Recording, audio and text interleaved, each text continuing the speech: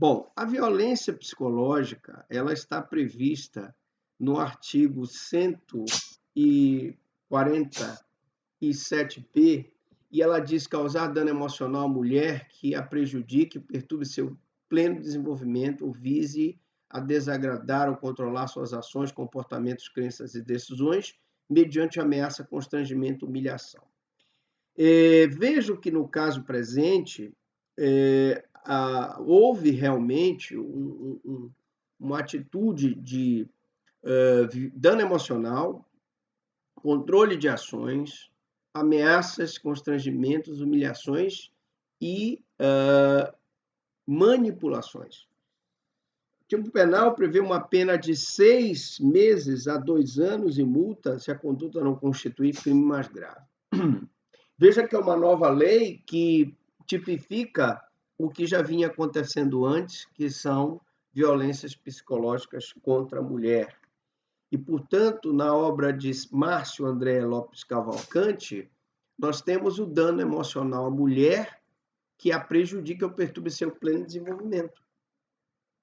Apesar do acusado alegar que a vítima já tinha um problema psicológico, as provas que foram carreadas aos autos mostram que a vítima, após o relacionamento com o acusado, passou a sofrer de problemas psicológicos de depressão e ansiedade e passou a fazer tratamento médico, inclusive tomando medicamentos. Ela sofreu realmente dano emocional e o objetivo dele era desagradar e controlar suas ações, comportamentos, crenças e decisões. Ainda esse dano emocional pode ser caracterizado porque, exemplificativamente, no caso concreto, houve ameaça, constrangimento, humilhação, manipulação, isolamento, chantagem, ridicularização, limitação do direito de ir e vir e qualquer outro meio que causou prejuízo à saúde psicológica e autodeterminação da ofendida. Veja que, apesar de nós termos embutido aí os crimes de calúnia, difamação e injúria contra a vítima, a conduta do artigo 147b absolve essas infrações, tanto da calúnia, quanto da difamação, quanto da injúria, quanto da ameaça, quanto de condutas que, neste caso, são incorporadas por esse crime. Não há necessidade de perícia, muito embora a vítima tenha juntado documentos comprobatórios da violência psicológica. A despeito disso, vale retratar que o crime ele é material e não é indispensável a realização de perícia, podendo o dano emocional ser comprovado por intermédio do depoimento da vítima e de prova testemunhal. Me parece que o depoimento da vítima e do próprio pai, além dos eventuais relatórios médicos e psicológicos que estão no processo, são suficientes para determinar condutas praticadas como constrangimentos, intenções de humilhações públicas, ridicularizações e condutas e fatos que causam dano emocional, não sendo necessária, então, a perícia para comprovar. Acrescenta-se ainda, segundo a lição de Valéria Dias Scaranzi e Diego Pierobon Ávila e Rogério Sanches, que em que pese na esfera penal não se admitia a presunção do resultado, vale lembrar que, segundo o STJ, em contexto de violência doméstica e familiar contra a mulher, não há necessidade de prova do dano à esfera moral para efeitos de reparação civil. E, nesse processo, o Ministério Público teve cuidado de pedir também a reparação do dano civil, tratando-se de dano presumido decorrente da própria conduta violenta contra a vítima. Além do mais, os operadores do direito terão que definir bem as condutas previstas nos tipos penais do artigo 138, 139, 140 e 147, quando praticadas em contexto de violência doméstica, porque nessas situações elas estarão absolvidas pelo crime de violência psicológica, por condutas que foram comprovadas nesse processo.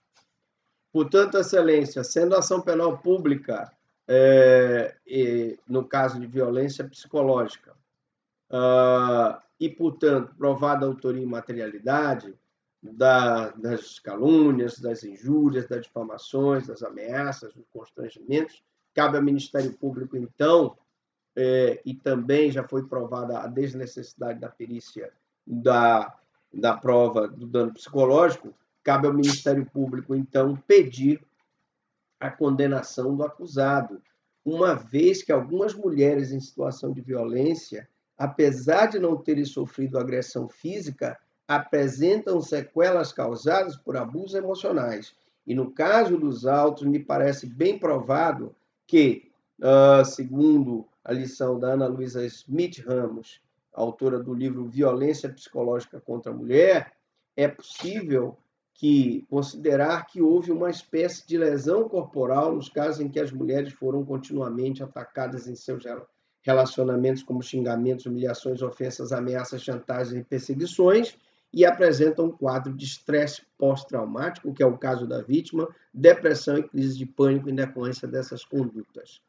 Como a acusação do Ministério Público não foi de lesão corporal, embora haja o dano, penso que o dano moral e o dano psicológico estão comprovados por autoria e materialidade, depoimento de testemunhas da vítima e também das provas que foram carreadas nesse processo. Portanto, houve sim um estado de completa ingerência no bem-estar físico, mental e social da vítima e, portanto, que causou afecções e enfermidades compatíveis com a conduta do acusado. São, então, Excelência, os termos das alegações finais, pedindo para que o acusado seja condenado nas sanções punitivas do artigo 147b, com a reparação do dano moral à espécie. Excelência, são os termos.